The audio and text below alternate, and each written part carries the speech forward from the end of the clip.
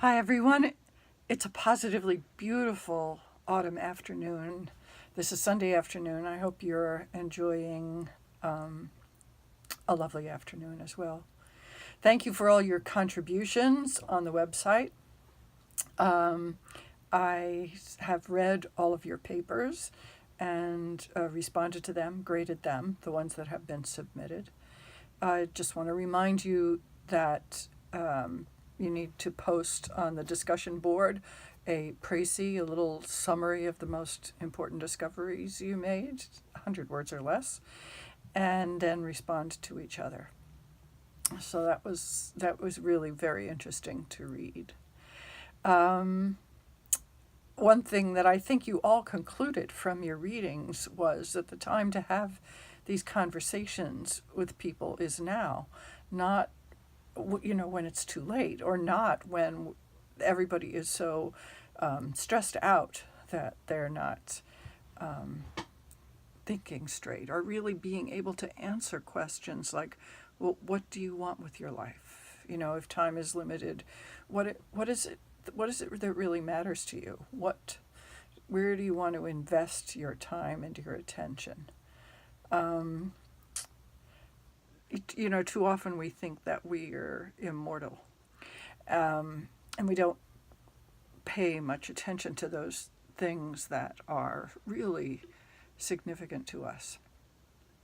People talk about having a bucket list, and they're checking things off on it. But really, what is it that you want at the end? I just remember when I was taking care of my dad, how his needs became simpler and simpler as he kind of let go of things. One of the sisters, when she was fine, but when I had a conversation with her, and she wound up dying about 2 weeks later, unexpectedly, but it seemed as though her center of concern had moved elsewhere. That's I don't find any other way of explaining it except that she was thinking about more eternal things than more transient things, um, as I recalled that conversation. So they're kind of tough conversations to have, but even if they're hypothetical, it's important to have them. In our religious communities now, we're trying to get people to have those conversations with the sisters that they have selected to be their, um, uh, we call them healthcare proxies, but somebody who, if they can no longer make decisions, if they no longer have the ability to make a decision for themselves, what they want that sister to make the decision based on, what they want, not necessarily what their family wants or what the sisters want. It's what they want, really.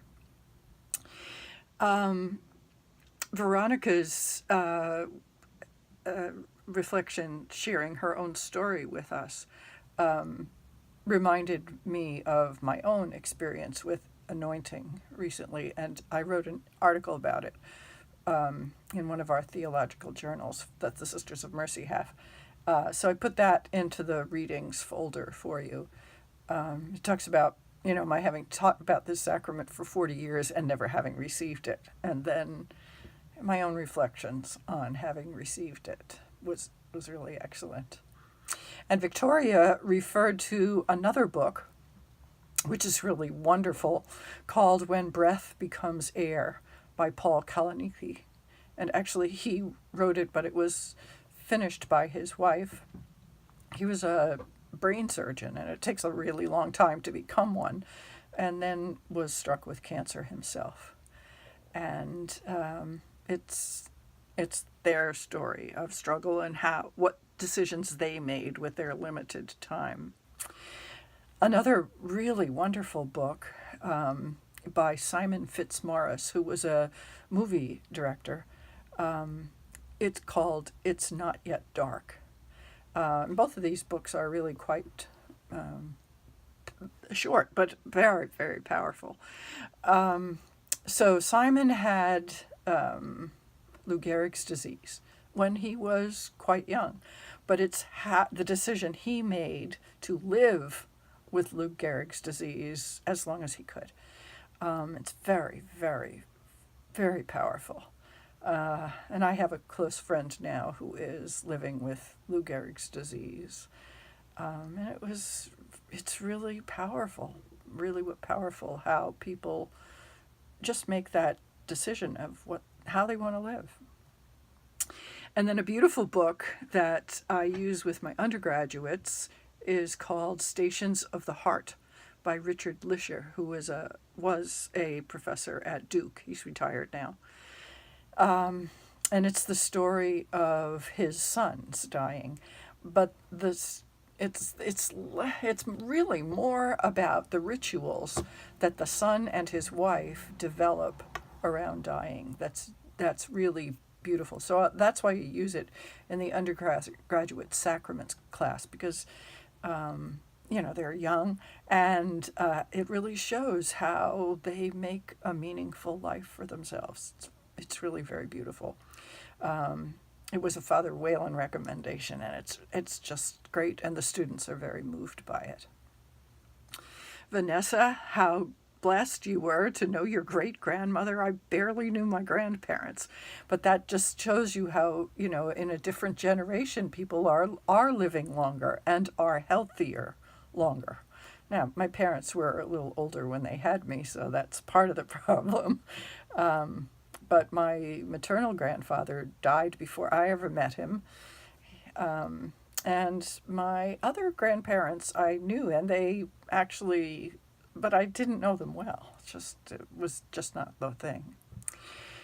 And Craig's story about being ill recently reminds me of the Asian flu epidemic in 1957. I must have been one of the first kids in my class to get the flu. And so I was home, and people were sick for a long time, a week, 10 days, and when you came back, you were just sort of wobbly. And, maybe I was in the 6th grade, and we weren't at that age yet where we called our friends and, had that kind of day-to-day contact. You knew people in the classroom, and you walked home with them, and you played outside. But if you were sick, you were kind of cut off from that world. And then I went back to school, and my friends were all sick.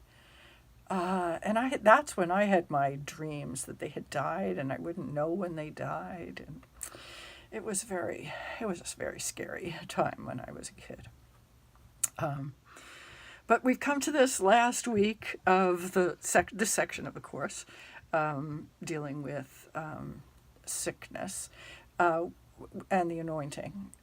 We will return at the end of the course to funerals, so we're not done with this concept yet. But the two essays that I assigned for this week, one is by John Hills, that's how you pronounce his name, and his focus is he's a canon lawyer, and so that's what he focuses on in his disease, in his essay. Sorry, and Genevieve Glenn.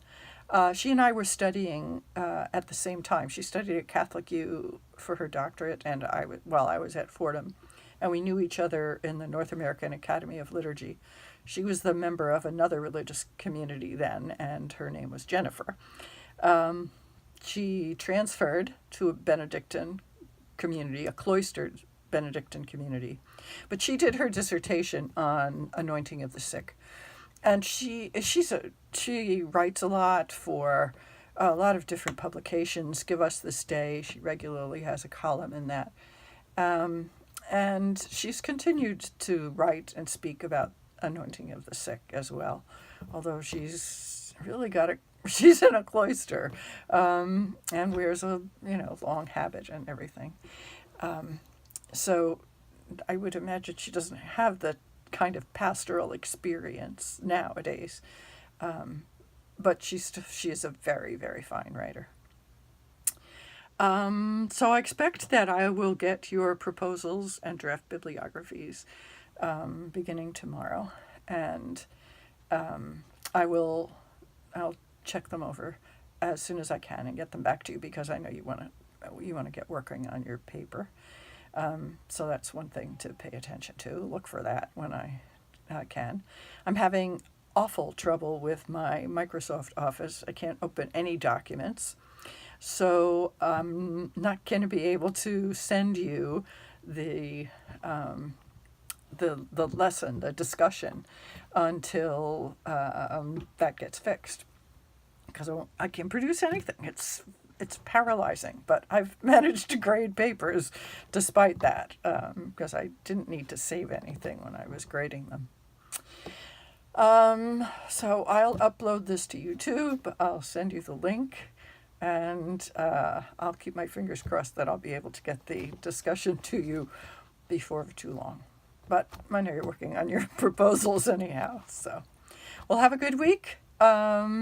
Please call, email, whenever you need my attention. Okay?